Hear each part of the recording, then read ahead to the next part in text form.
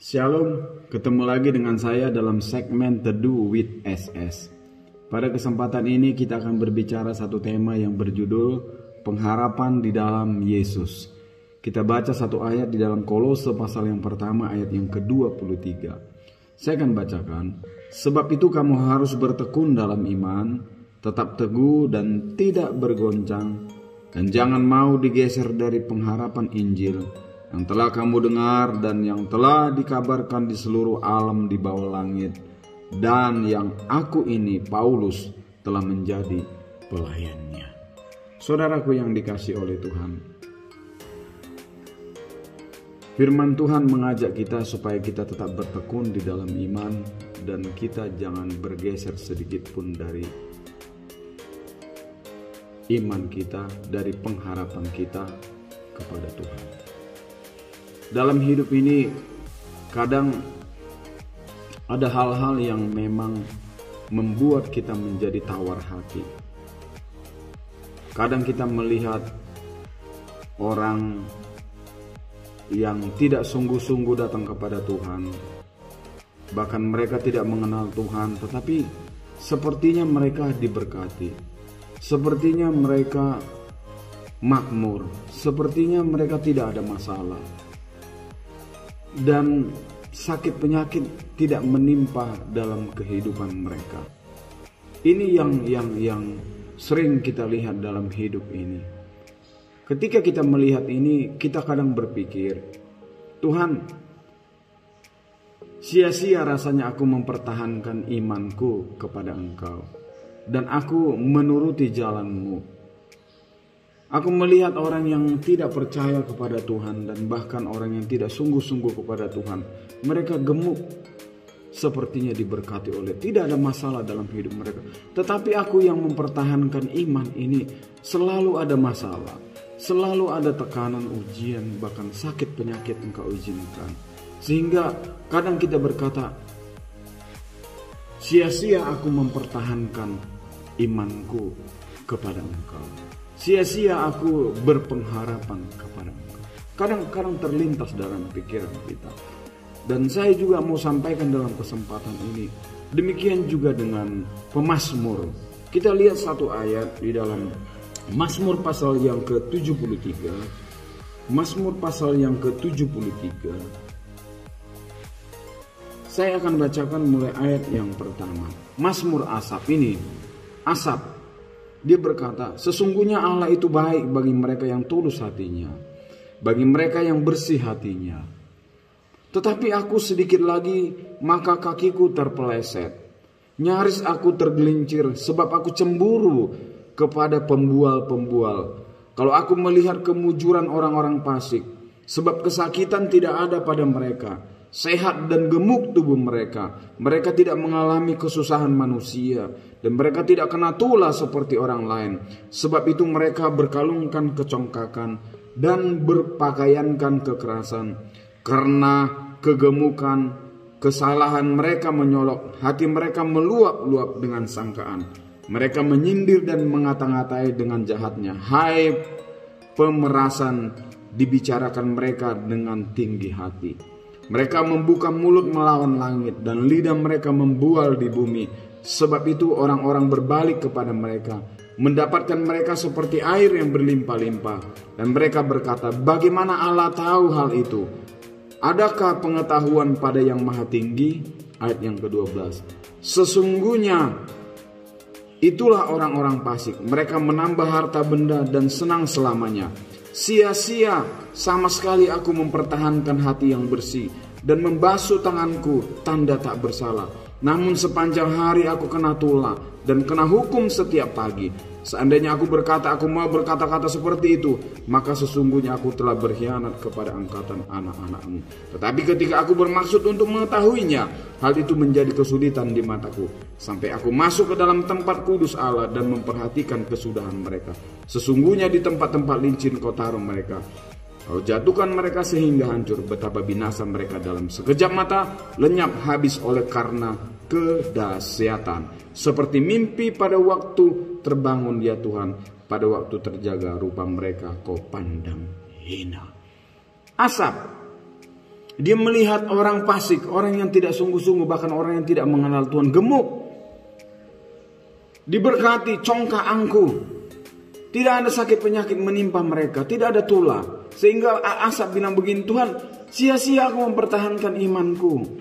Lihat mereka tidak mengenal Tuhan, tapi Engkau sepertinya memberkati mereka. Mereka tidak ada masalah, tetapi aku mempertahankan imanku. Aku seringkali dikatakan mengalami kesusahan. Dia berpikir demikian.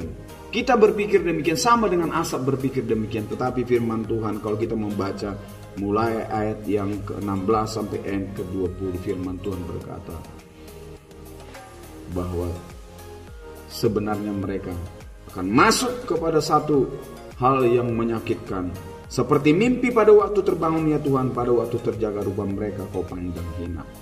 Ayat yang ke-19 saya mundur. Betapa binasa mereka dalam sekejap mata, lenyap habis oleh karena kedahsyatan. Sering kita iri terhadap keberhasilan orang fasik. Seolah-olah kita sia-sia mempertahankan iman kita. Tetapi saya mau katakan pada kesempatan ini, pengalaman kita, mungkin perkataan kita ini yang menjadi juga hal yang disampaikan oleh pemazmur Asap. Dia pernah mengalami itu. Tetapi firman Tuhan mengingatkan, lihat, walaupun sepertinya seperti itu, tetapi lihat, mereka akan habis lenyap dan hilang dalam sekejap mata.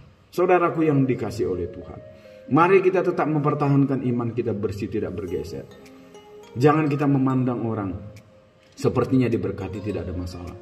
Tapi pada sebenarnya mereka itu akan lenyap seketika. Saya akan bercerita sedikit tentang kehidupan saya. Sebelum saya menjadi seorang hamba Tuhan, saya tinggal di kota Pematang Siantar. Ibu saya orang Cina dan bapak saya orang Batak. Ketika bapak dan ibu saya menikah, ibu saya dibuang karena apa? Karena menikah dengan orang Batak.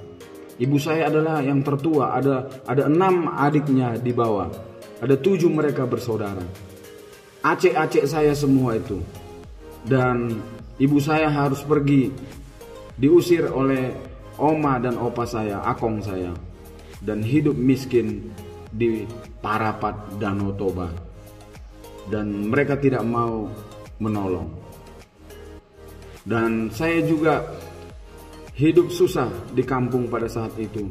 Saya juga harus hidup menggayuh beca dayung waktu SMA untuk saya bisa sekolah tamat SMA. Dan pada akhirnya saya harus bekerja di pabrik. Acek-acek saya, coba acek-acek saya semua adalah orang-orang kaya, tinggal di Pematang Siantar. Mereka punya pabrik, saya menjadi karyawan di sana. Dan gaji saya sama seperti gaji karyawan. Tetapi tidak apa-apa, saya tetap lakukan dengan setia. Dan saya melihat betapa angkuhnya mereka, betapa sombongnya acek-acek saya. Tidak memperhatikan, tidak menolong saya, tidak menolong orang tua saya, tidak menolong keluarga saya yang hidup miskin. Saya melihat mereka kaya raya, gemuk, sehat, sepertinya tidak ada sakit penyakit. Tetapi saya melihat mereka, acek-acek saya ini tukang mabuk, tukang berjudi, tukang main perempuan, istrinya di mana-mana karena banyak hartanya. Anak-anaknya juga demikian. Dan pada akhirnya saya melihat, saya juga berkata seperti Asap, Tuhan, kenapa ya mereka itu kok bisa makmur, kaya dan lain sebagainya, tidak ada masalah. Padahal mereka tidak sungguh-sungguh datang kepada Tuhan. Dan ketika saya merenungkan firman Tuhan ini, dan saya melihat kesudahan mereka semua berantakan. Acek-acek saya semua berantakan, anak-anaknya semua berantakan, masuk narkoba, ada yang meninggal, bahkan paman saya kawin beberapa kali. Acek saya kawin beberapa kali. Dan harta mereka dihabiskan berhura-hura. Anaknya cuma demikian. Dan akhir-akhir ini saya mendengar juga bahwa sepupu-sepupu saya, anak-anak dari acek saya pada meninggal karena narkoba dan lain sebagainya. Dan istri daripada acek saya meninggal dunia tadi pagi. Mereka hidup pelit dan lain sebagainya, tidak mau menolong. Tetapi saya melihat akhir daripada mereka, kehidupan mereka semua berantakan. Utang mereka sekarang itu di mana-mana. Sebab apa? Anaknya main judi dan lain sebagainya, habis uangnya, hartanya dijudikan. Saya melihat Saya melihat dengan mata kepala saya sendiri hari ini, mereka ini nyaris binasa.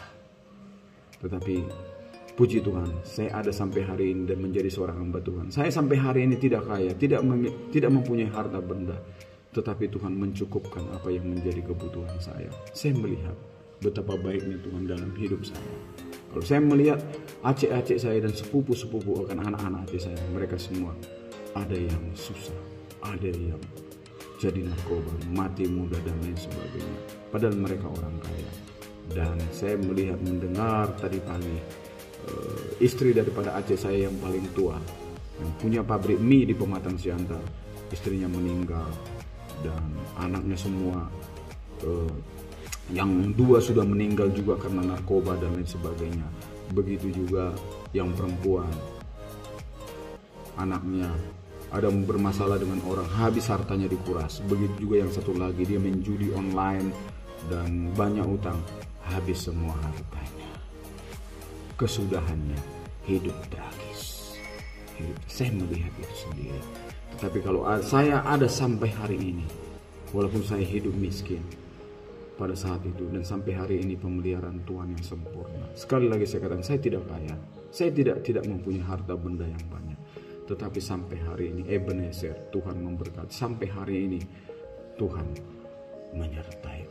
Aku ada sampai hari ini karena Tuhan mencukupkan apa yang menjadi kebutuhan. Biarlah ini menjadi pengalaman kita orang-orang percaya. Kita mau terus tidak bergeser dari kebenaran firman Allah, maka Tuhan akan menuntun kita terus jalan hidup orang benar. Semakin hari semakin terang, semakin maju karena pertolongan Tuhan. Terima kasih, biar firman ini menguatkan kita untuk kita tetap teguh berpegang kepada kebenaran firman dan tidak bergeser dari iman kita sungguh-sungguh kepada Tuhan. Terima kasih, Tuhan Yesus memberkati kita semua. Amin.